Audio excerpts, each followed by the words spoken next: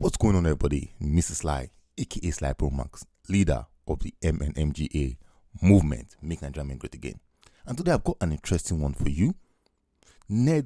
Senator Ned Nwoko is going to be telling us something very important that I think we're beginning to forget in this life as men.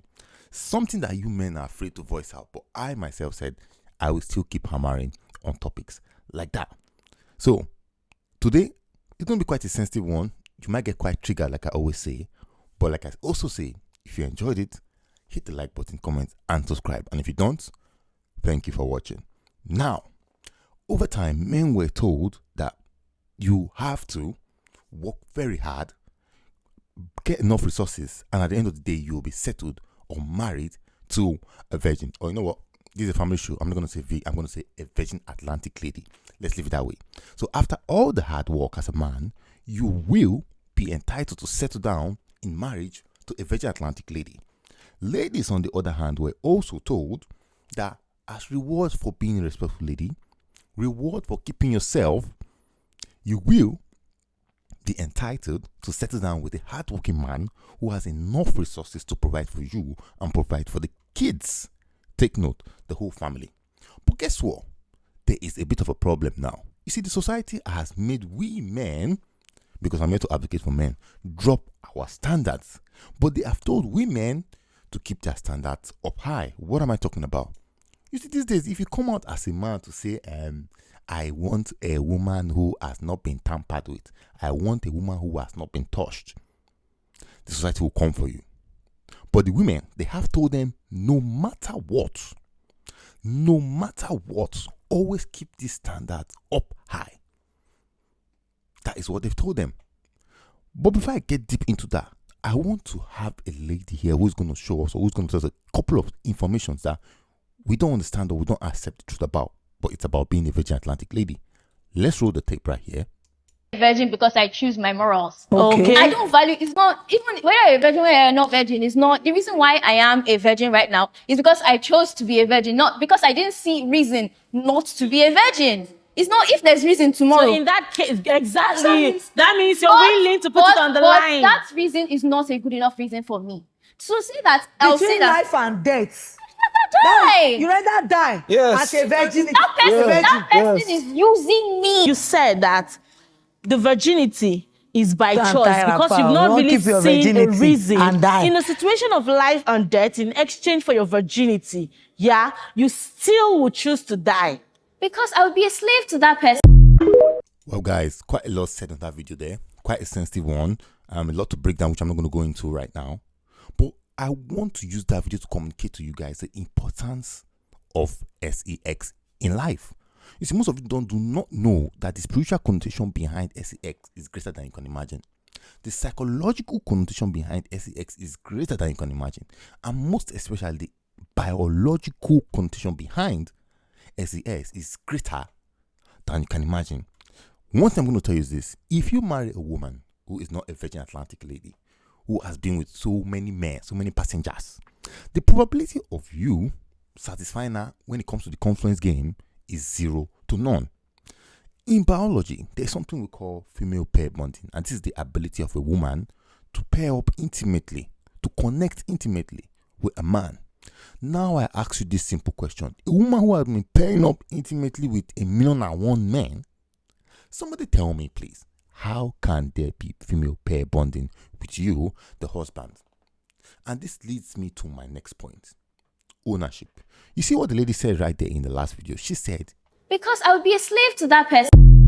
she becomes a slave to that person, i.e. she is owned by that person. Now, this is not owned in the physical sense of Nami Bayu or whatever, but it's a psychological thing. It's a psychological thing that you refuse to accept.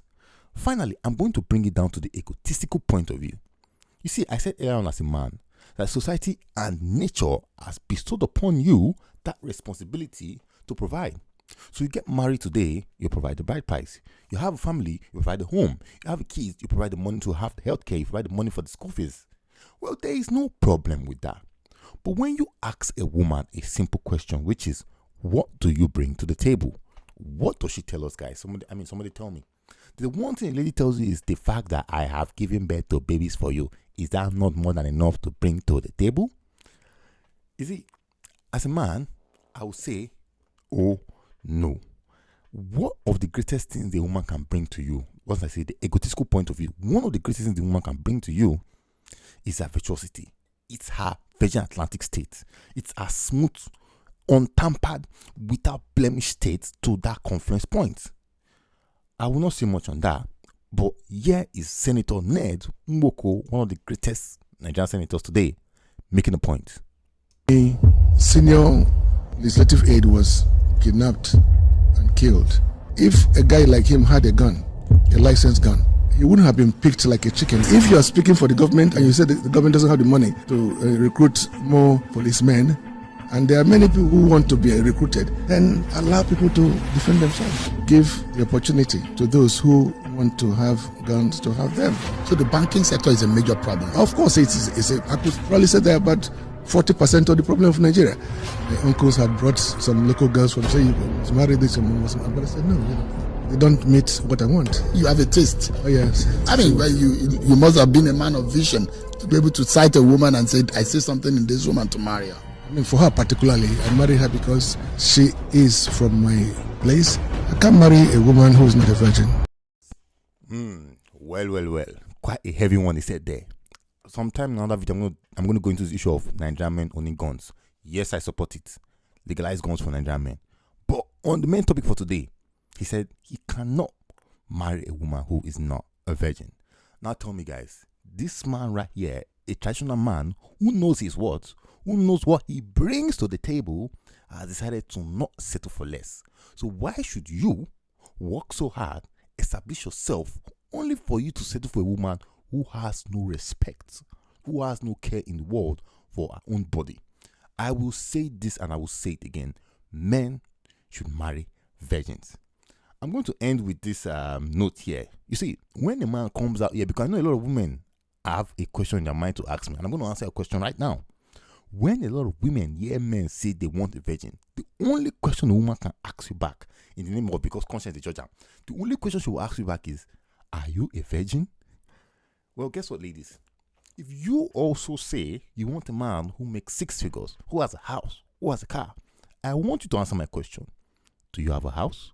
Do you make 6 figures? Do you have a car? If the answer is no, then with that being said, guys, see, we're simply having a discussion here, guys. If women want to have standards up there, I only believe that it's fair that men should also have their standards up as well. Let me know what you think, guys. And with that being said, Mrs. Sly, it is what it is. I'm out.